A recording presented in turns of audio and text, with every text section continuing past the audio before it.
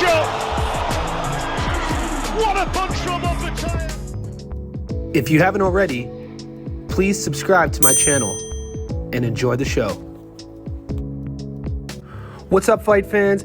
Thank you for stopping by my channel. All the new subscribers, the channel is growing. I say thank you for stopping in, and to everyone else who's been here, what is up? Today we're gonna stay here in Australia and tell a story about a fighter and talk about some statistics that nobody is talking about. And the fighter I'm talking about is the world's #1, the most dangerous cruiserweight, Jai Opetaia from Sydney, Australia. This kid is a savage. We're gonna first talk about the facts, some statistics that you guys might already know. And then we're gonna get into the more important narrative, the statistics about Jai's strength of schedule, what led him here. He has a huge fight coming up, and all things in between. So some of the facts about Jai to catch everyone up. He's a dangerous southpaw. He's a cruiserweight, undefeated. His record stands at 24-0 with 19 knockouts. That gives Jai an 80% knockout to win ratio. As a cruiserweight, he stands 6'2" with a 76-inch reach.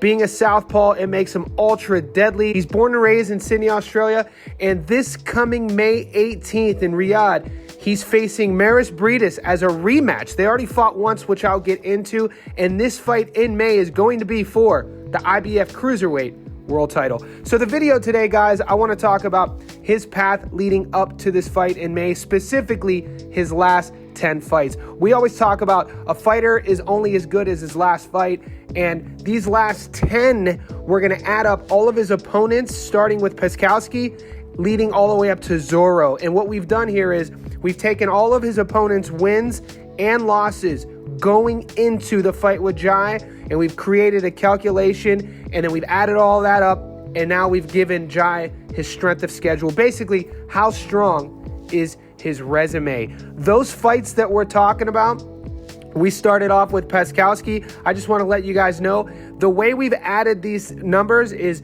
going into that fight with Jai, Peskowski was 9-1.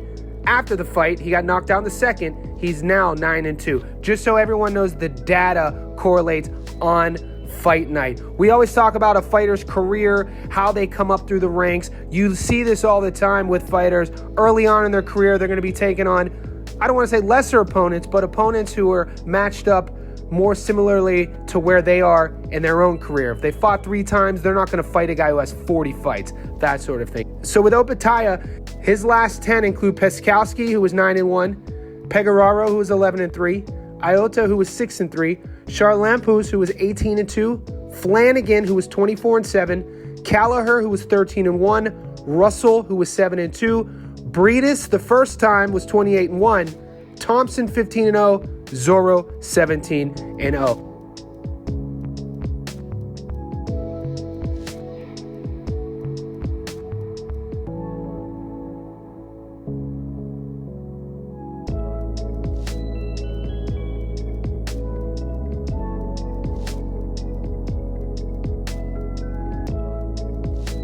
And as you look at that, his last 3 fights, Briedis 28-1, Thompson 15-0, Zorro 17-0. 2 of those guys were undefeated, and that stiffness of challenges is exactly what I'm talking about. His career total win-loss over the last 10, his opponents, 148 wins, 20 losses. Jai has beaten 2 undefeated fighters, and most impressively, out of the 10 wins, he's had 8 finishes. The only 2 he didn't finish is Briedis, which he gets a chance to this May, and then Charlampus, which was a unanimous decision over 10 rounds. That gives Opetaia an 88% strength of schedule, his resume. So you guys start to understand, as these guys become better and better and more champion-verse, their opponents are going to be more and more stiff. So at this stage of the game for Opetaia, every fight he has is going to be his biggest fight of his career. Speaking on which, my favorite Opetaia fight is actually 3 fights ago against Briedis. The first fight, it happened in Australia,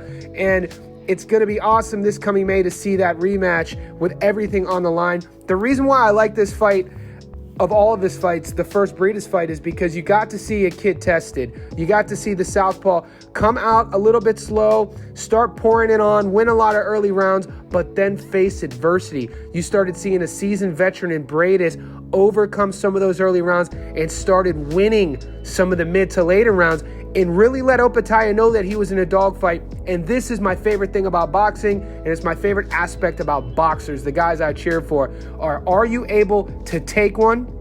And when the chips are down, do you have it within you? Is it in your DNA to come back? And with Opetaia, he's definitely made of that DNA. This coming May is going to be really exciting. What do you guys think about Opetaia's chances against Breidis in the rematch? Everything on the line. IBF Cruiserweight World title from Riyadh. Let me know what you think about this video. And guys, if you want me to feature one of your favorite fighters, leave their name in the comment section below. Australia has a new world champion.